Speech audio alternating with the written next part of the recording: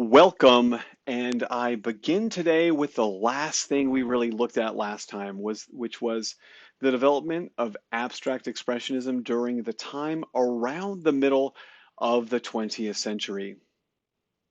But it's time to wrap this thing up and put this baby to bed. And so we are going to shift gears and talk about the development of a different kind of art in the 1950s, 60s, and then into the early 1970s. And I begin by looking at two art makers, Jasper Johns on your right and a British artist named Richard Hamilton on your left. Let's start with the movement's name because I need to be clear about the kinds of things we're looking at.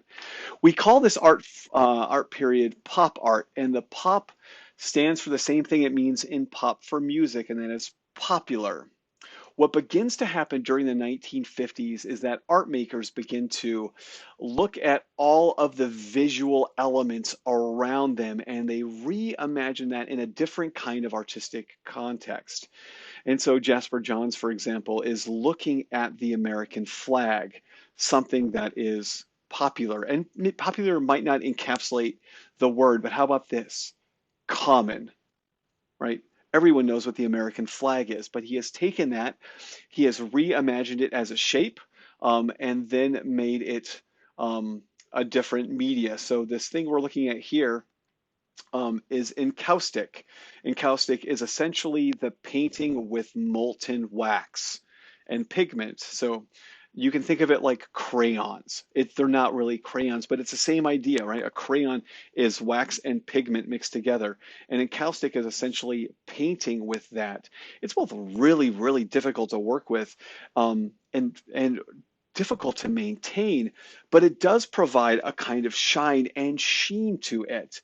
And so what is a three-dimensional kind of painting, he takes this subject, one you all recognize, assuming you're born or from somewhat of the United States, and reimagines it from a common everyday thing to a work of fine art. I mean, I have an American flag in my office. I would think of it as an important object, but not as a necessarily valuable object, and certainly not an object that we would consider fine art. But Johns takes it and reimagines it. And in a way, it's not that dissimilar from the kinds of things we talked about when we looked at Marcel Duchamp's fountain, right? Like he didn't make it, he didn't design it, I should say. Rather, he took this idea and kind of ran with it. And so we see that in a lot of different ways. Richard Hamilton has created a kind of collage. And this idea is really interesting. There are elements around it that are quite literally cut out of magazines. So this figure here is Charles Atlas. He was an American bodybuilder, and he's holding a Tootsie Pop because who wouldn't like to hold a Tootsie Pop? Over here, there's a honey baked ham. Here's a pinup girl, a television, a hi-fi system, a portrait, a pulp romance novel, the badge of a Ford automobile, and out the window is an advertisement or a marquee for the jazz singer, one of the first talkies. That's a speaking movie. This is an advertisement for a vacuum cleaner with a little arrow here that says ordinary vacuums only go this far. And in the ceiling vault here is a moon. And you don't have to be a historian of the 50s and 60s to realize that one of the things that kind of pulverized the world was the moon race and the exploration of space very broadly. I mean, it was at Rice University in 1962, I believe, when Kennedy said, "We choose to go to the moon in this decade and do the other things not because they're easy, but because they are hard." And so this sort of shows up here. Now, Richard Hamilton did not photograph that, did not make that, did not do this, but he took all those things and assembled them together, taking all of these popular elements and creating a kind of collage. He was one kind of art maker, but boy, Roy Lichtenstein was another. Now, Roy Lichtenstein was a graphic artist, and what you're looking at here are images, the one on the left from a Popeye comic book. And if you were to think about a Popeye comic book, of which they were, you probably don't know Popeye the Sailor Man, but comic books are like the cheapest kind of book. I mean, some of them can be super valuable now, of course, but comic books are small. They're made on super cheap paper. They were never meant to be permanent. The reason why old comic books are so valuable is that to keep something like that pristine for 60 years is quite the feat.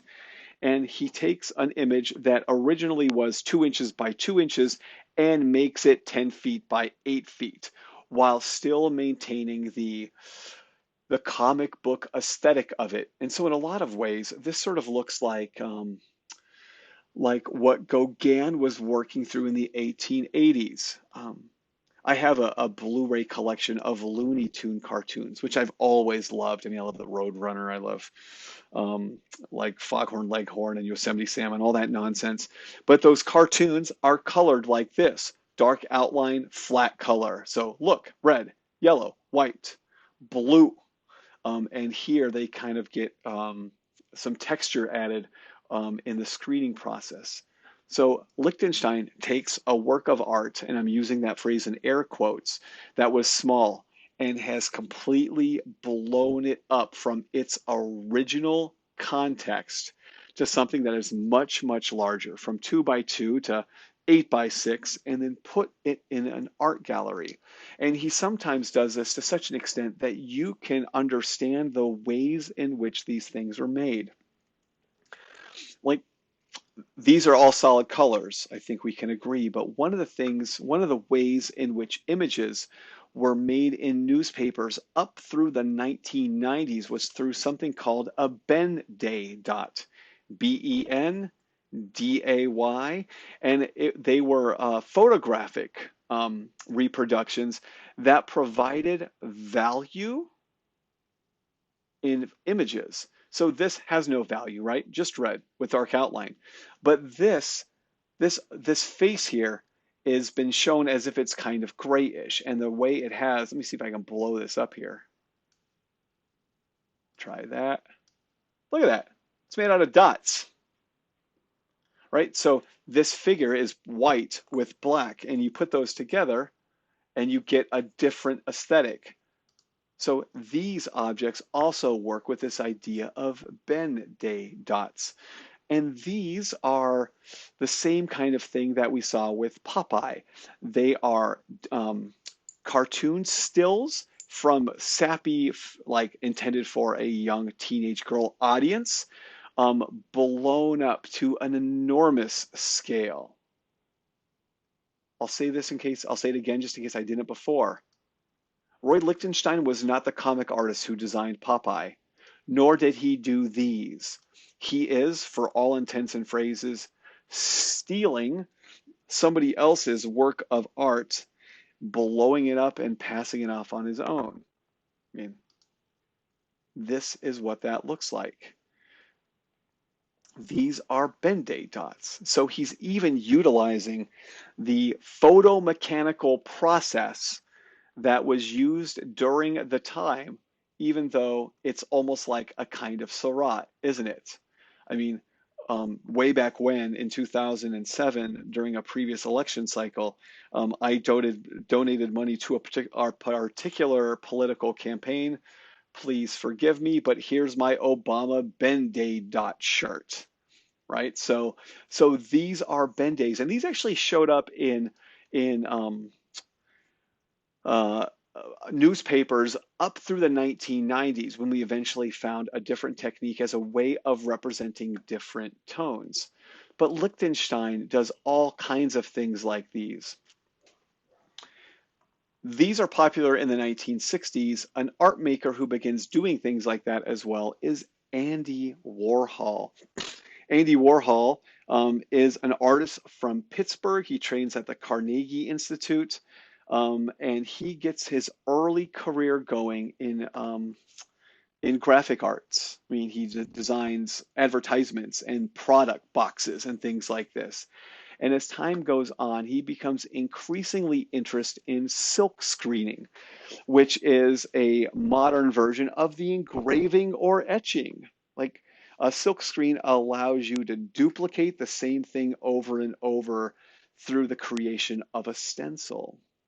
And so he finds the most common everyday kind of thing and then repeats them again and again and again. The image here on the left-hand side is called 100 Coke bottles. Um, it's because there's 100 Coke bottles there. Warhol did not design the Coke bottle. Warhol made a stencil of the Coke bottle and then screened it 100 times, including the Coca-Cola logo. A Coke bottle in the 1960s is the most common thing you could possibly ever imagine. So too is this Campbell's soup can, another object that Andy Warhol did not design, but he utilizes to excellent effect as he screens it again and again and again. These objects are ubiquitous, they're common, they're everyday. I mean, I don't know, I know Campbell's soup still exists, and it's the kind of thing that I always probably recognized even before I became an art history nerd. But in the 60s, everyone recognized the Campbell soup can, right? Like back in the day, there were not 100 different flavors of soup or 10,000 different kinds of chips. Like when I was your age, actually, when I was younger than you, when I was like 9, you know what flavor there was of Doritos? There was Dorito flavor. That was it. And then they got Cool Ranch, and that was fancy.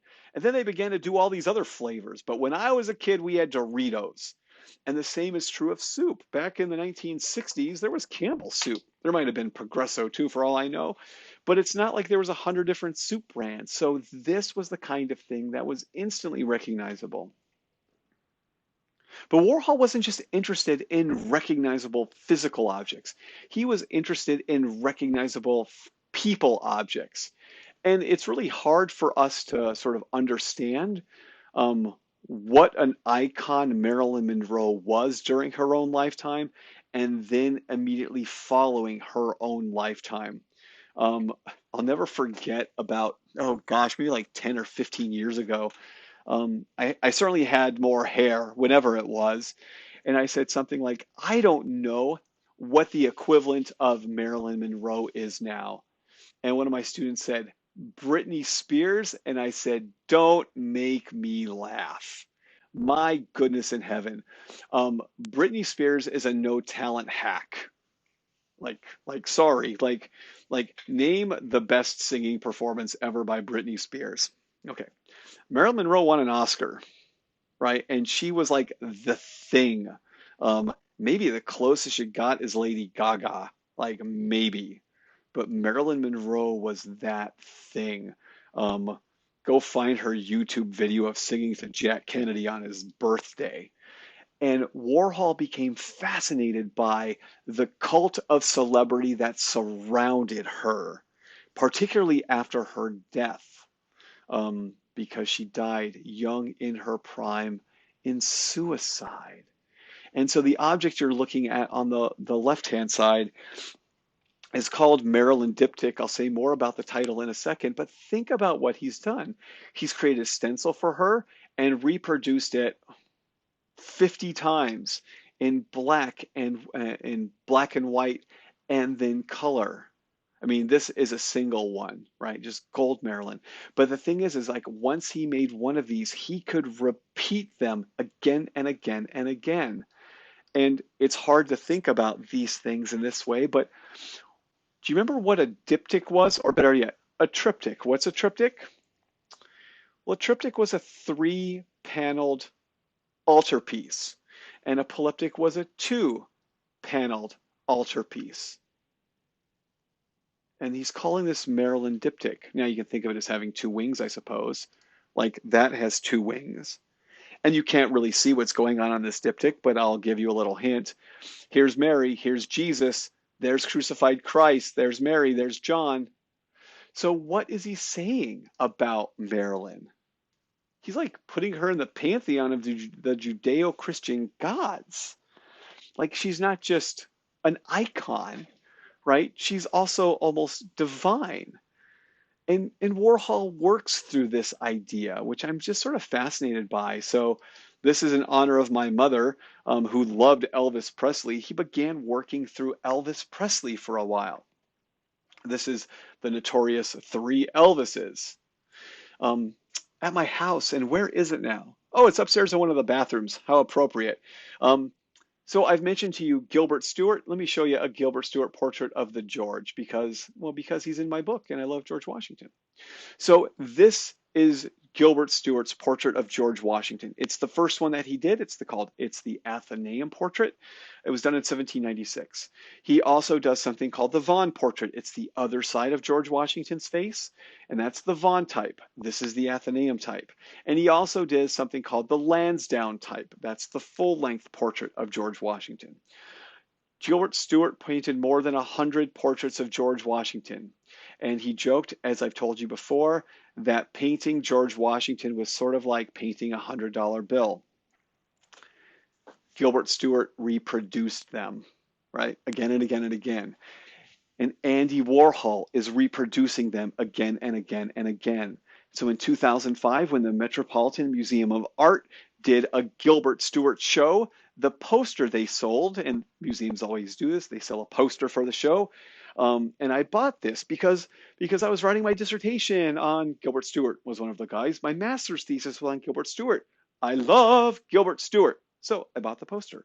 And the poster is George Washington. There's 4 George Washingtons on it. It's all the same image. It's all the Vaughan portrait. And they've been designed as if Warhol did it. This color screening technique that Warhol becomes famous for.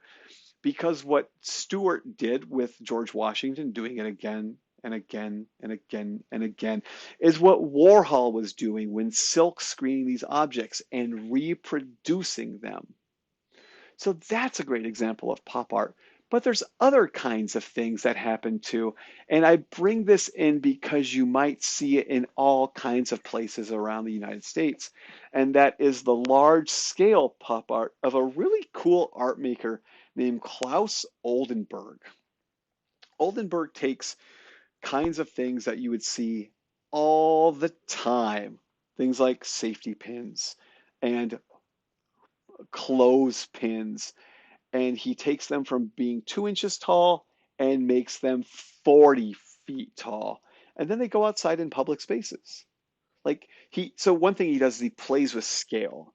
And the other thing he does is he plays with texture. So he would take something that is traditionally shown hard, right? Like a diamond ring, and he would make it out of, you know, cotton nap or marshmallow fluff or something.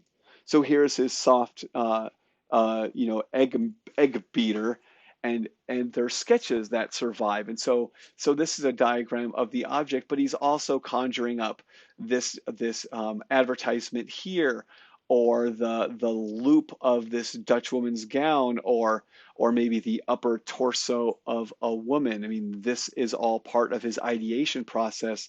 And he does, like at the National Gallery, they've got this gigantic soft hamburger that in some ways looks like this gigantic ice cream a la mode, or the soft toilet. Working with everyday objects and elevating them into something that seems a bit more fine art. That's the kind of pop art that was made throughout the 1950s and into the 1960s. And I want to change gears a little bit, because if we want to really bring things home in terms of showing you things that you've never seen before, Robert Smithson, the Spiral Jetty, which is part of environmental art, is a really excellent way to get there. Smithson was an American artist who was interested in altering and modifying environments. And this here was a large scale object that he constructed in the Great Salt Lake from 1968 to 1970. This is it as you can see it here coming out into the lake. It is essentially a stone path he puts into the lake that eventually terminates at a spiral. This thing is so enormous that you can see it from outer space. And this picture from outer space does some very interesting work because you can get the idea that there are some things trailing off of it. And those things trailing off of it are important. Essentially, what he's created is an artificial tidal pool, right? The water that's on this inner part here has no easy way of getting out into there. And as a result, that water begins to take on a kind of marine life that it wouldn't have if it had been left alone. I mean, if you were to think about this, you can do a little experiment at your house. Put a cup of coffee on your desk, and this is for me and my laziness on over the course of a weekend. So if I leave a cup of coffee on my desk, and I usually drink my coffee black, but if I have sugar or cream in that coffee and I come back on Monday, there very well might be something growing on the top of it. Like, I have a cup of coffee here. Nothing growing in this one yet, which I'm sort of surprised by. But this is what happens when you introduce still water, and I know coffee is 99% water, and then the natural air. And so what happened in this object over the course of time is that it began to both disintegrate a little bit, but also the natural environment began to interact with it. And so algae began to grow, plant life began to grow, to say nothing of the ways in which things began to break down over time. And think also, too, about the materials that we're dealing with. And I ask you to think about what Leonardo was doing when he was making the Mona Lisa. I mean, I have this image, and there are paintings of this. They might be misleading, but that Leonardo is sitting in his studio with a lute player over there singing him a song. And he's in his finery, his nice clothes, and there's people around chatting with him. And the Mona Lisa, the sitter, is over there, and he's engaging her with witty conversation, and and he's using exceedingly valuable materials for his paints, and it's a quiet, happy time. And now think about this. What are the materials? We talked about binder, pigment and binder. What's the material? Rock. And not like marble, rock. And how does he move it around? Bulldozer. And is it supposed to last forever? Well, no. No, it's going to change. That's fine. It's part of the environment. It's there to change over time. The Spiral Jetty as it existed in 1969 when it was nearly completed is different than the Spiral Jetty as it exists now. And I haven't looked at a Google Earth image of this recently, but I bet it's totally different. It might be underwater now for all I know. And Smithson died, I think, in 1972. He died in an airplane accident. But I think he would have been okay with that. I mean, like art doesn't have a requirement to be permanent either. And so I think he would have been okay with this thing going on to its next life. This idea that art needs to be permanent, that needs to last beyond its own lifetime, is a really interesting one. And it's the kind of thing that a pair of artists, Jean-Claude and Christo, have summarily rejected. I mean, they have gone out of their way to make things that are temporary. They don't last forever. It's sort of like it's kind of like a movie festival. It goes on for a certain amount of time, and you can take pictures of it and do whatever you want, but then after that moment, it's over. It exists only in people's memories and whatever photographs exist from it. But the physical thing that was a part of the work of art is gone. I refer you back to Jackson Pollock, right? Jackson Pollock would tell you that it's not about the work of art, it's about the process, right? And when you heard that, you're like, well, what are you talking about? You're an artist. You make art. How can it not be about the art? And he could sell the art, right? But he would say that the most important part of all of that was the act and practice of making it. And that seems a bit bizarre to us, but I give you this. And what is this about? It's certainly not about the thing because the thing is gone. the thing is gone. Jean-Claude and Christo, as environmental artists, are fascinated with the idea of creating a physical work of art around a known geological or architectural structure. It's there for a while and then it's gone. So this is the surround islands. They covered the space around these with this really thin Pepto-Bismol colored mylar film. They did it for a week, gone. They wrapped the Pont Neuf in this gigantic sense of sheets of fabric. It's like they gift wrapped it. And you might not remember the Pont Neuf, but because I care about your learning experience, even as we're wrapping things up, I want to show it to you, right? We looked at the Pont Neuf. It was painted by at least two artists that we looked at in here, but here's one of them. There's Auguste Renoir's. Now, when we look at this painting, I can tell you this much, and I feel very confident about this, and that is the work of art you're looking at was created, was conceived of, and created by Renoir.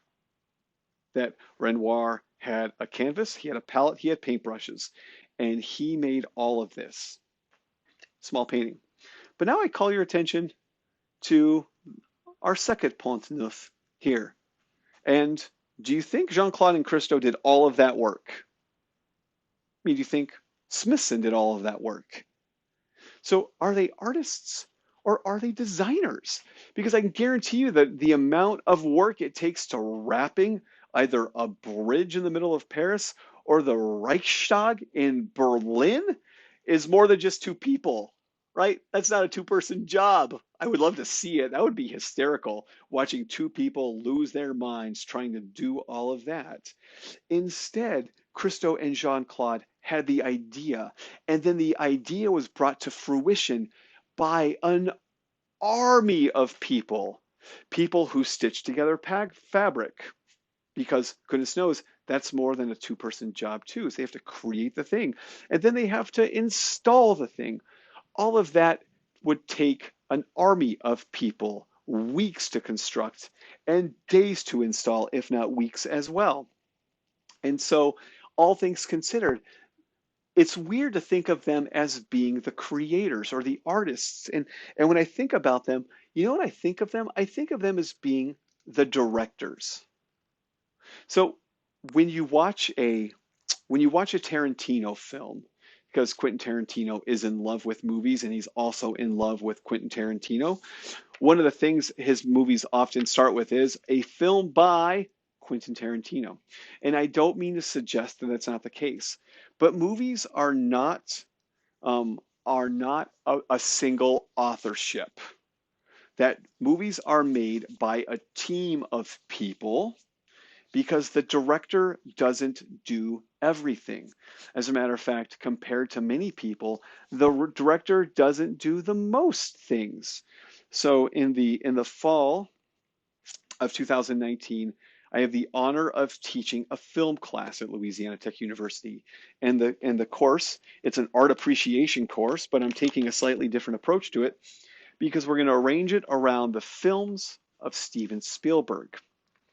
So Spielberg, his first major sort of commercial success was Jaws, and that's from 1975. By the early part of the 1980s, he had become kind of an international phenomenon. So I can tell you that Spielberg from, let me see, 80 to like maybe 1990, he consistently worked with a director of photography by the name of Douglas Slocum. So he's the director of photography. That guy operates the camera. But he also worked with a specific team that did sound editing, and a specific team that did visual editing, and a team that did special effects, and a team that did, oh golly, costuming. Spielberg doesn't do all of that. Spielberg leads that. And so when I see a film, when it says a film by Quentin Tarantino, part of me just shakes my head and said, no, a film led by Quentin Tarantino. And this is the same that's true for people like Jean-Claude and Christo and the other environmental artists. It's not so much by them, but led by them. This is not a single authorship. In 2005, I had a fellowship at the New York Historical Society, and it's where I was wrapping up my master's thesis or my doctoral dissertation. And there were rumors kind of swirling around that something was going to happen in Central Park. And the New York Historical Society is on Central Park West, which is where my office was. And I had a little apartment a couple blocks away. And so everyone was talking that something was happening in Central Park soon. And there were rumors that Jean-Claude and Christo were going to be putting up something there, but no one quite knew what it was. And then one morning in December, boom, up they came. It was the gates, the Central Park gates. And and Central Park is such a magnificent structure in the middle of New York because New York is all buildings, like Central Park, and it's like 100 acres or something preposterous. I don't even know how big. I could ask Siri. It's enormous, and it is the kind of place where New Yorkers flock to. It's got a special spot in their heart. It's the only green that they see. And we woke up one morning, and I got to the historical society, and I could see it, and I was like, oh wow. And so then you walked through it, and it was there for like 2 weeks, and I enjoyed seeing it every day. And then I went there one day, went to work, it was gone. It's like you didn't know it was coming, you didn't know it was leaving, and that was that.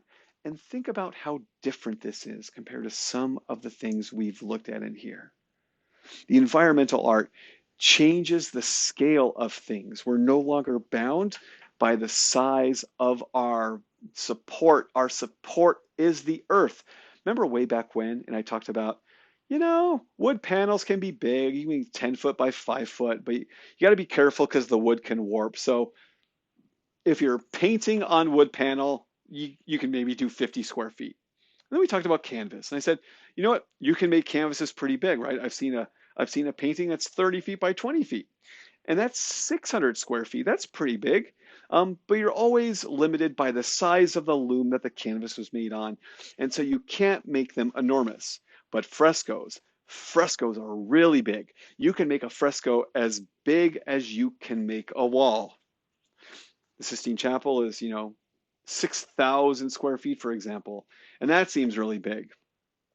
And then in the 1970s, our support isn't wood panel, our support isn't canvas, it's not even a wall, it's the earth. That's where we go. And that seems as fitting of a place to wrap everything up as ever I could imagine.